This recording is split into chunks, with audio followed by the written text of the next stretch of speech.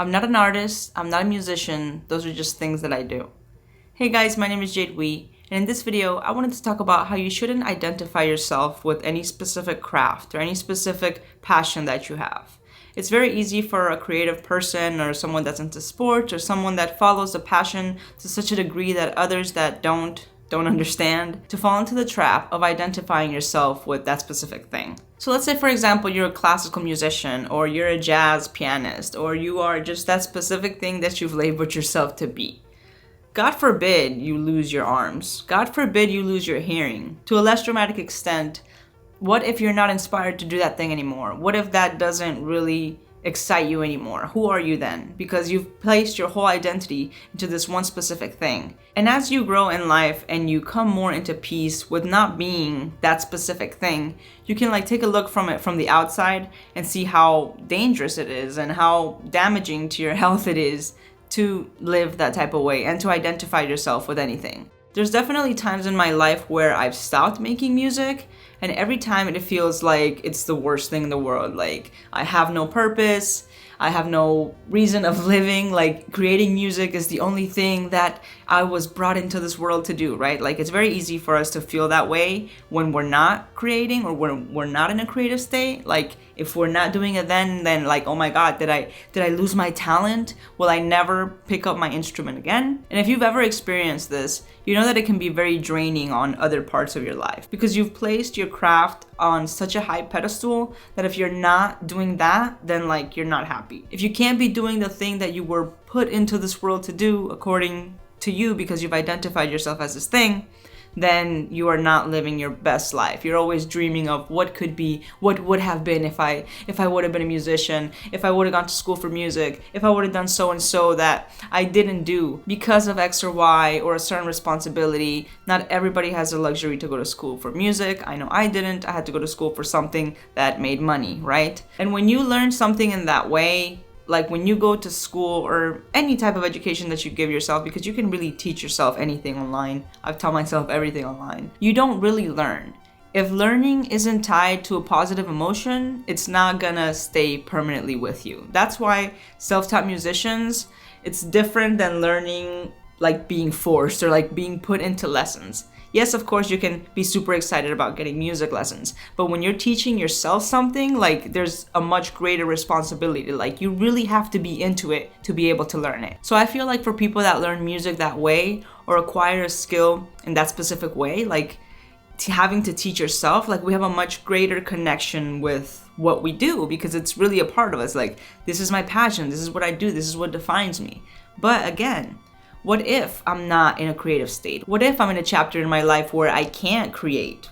What if I don't have this room? What if I have to live in a van? You need to be ready for whatever comes your way in life, and sometimes that is in your favor and sometimes it's not. But even when it's not, you can't forget that you've gone through things before and you've overcome them and you're still here. And every bad thing that has happened to you has led to a good thing. So that's really how I like to live my life. I don't like to look at regrets oh, I wish I would have gone to school for music, then things would have been different. No, because everything worked out exactly how it was supposed to work out. So as creatives, as artistic people, I consider myself ambitious. I'm a very ambitious person, but in reality, it's really easy to become a slave of your ambitions because you're always striving for more.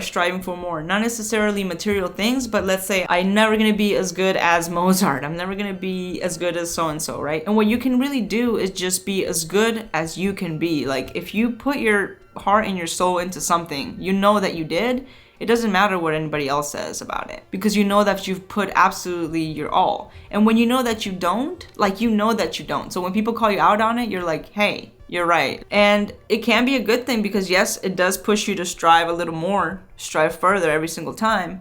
But it also keeps you never satisfied with what it is that you've accomplished, not only from a career perspective, but just how you feel about your art in general. If you put 100% of yourself into something, that's all that matters. It doesn't matter how good another person did it. They've probably put a lot more time than you have. So when you compare yourself, you're only doing a disservice to yourself because you haven't put in the time. If your goal is to be the most amazing person at this specific thing, then like that's going to be your whole life. You have to understand that you're going to have to make sacrifices in other areas. So you have to really ask yourself, is that something that you want to do? Is that something that you can afford to do? Can you afford to give your family less attention, your health less attention, your friendships less attention? All aspects of your life that get pushed to the side when your main thing is your hobby and your passion, right? Because it's really a selfish thing if you really think about it. And the strange part is that it doesn't feel selfish during the moment, right? Because it's so exciting to us. I mean, I love like just even thinking about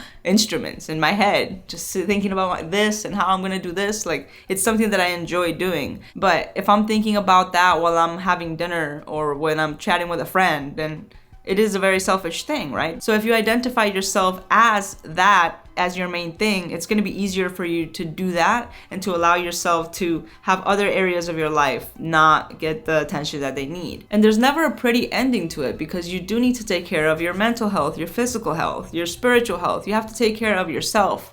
Why is my shit flickering? The fuck? If you don't, you're soon gonna realize that this thing that you love, making music, isn't gonna be as enjoyable, because if your life is falling apart everywhere else, you're not gonna be able to enjoy making music. You might even lose your inspiration and not make music for months, years, maybe not even pick it back up again. So it's important to remind yourself not to get consumed by this just because it's something that you love. And that's just my own personal experience with this subject. I feel that when I'm more detached from the things that I do and the things that I love, the things that don't define my character but more like my enjoyments, I feel like I'm in a bit more control. I care less about what people think about my art or even these videos, because this is just something that I do. If I put my whole energy into like, I'm a YouTuber, I'm gonna do it this way, it has to be perfect, there's no way these videos will get done. I've tried to make this video. I've been sitting here for an hour trying to make this video and just trying to get the right words, getting comfortable enough to where I can speak without having to do a million cuts, right? So that's it, guys. I hope you got something from that. I think we just hit 50,000 subscribers, so thank you guys so much. It really is unreal being able to do something that I enjoy. But again, it comes with its prices. It comes with not consuming myself completely with it. But yeah, lots of exciting stuff. Hello to all the new people that are here. If you made it this far, thanks for watching, guys. That's it for today. If you want to connect with me, I reply to all messages on my Patreon. Thanks for your support, guys. I'll catch you in the next one. Brought to you by DistroKid, the easiest and fastest way to get your music on all the major platforms. Ever been on Instagram or Apple Music and see a song where the lyrics scroll in perfect time with the music? DistroKid lets any artist automatically create and upload sync lyrics. To do this, head to the Goodies tab, click Enhance Your Music, and you will find lyrics and a couple other ways to enhance your music. If you haven't signed up already, use the code below and save 7% off your first year.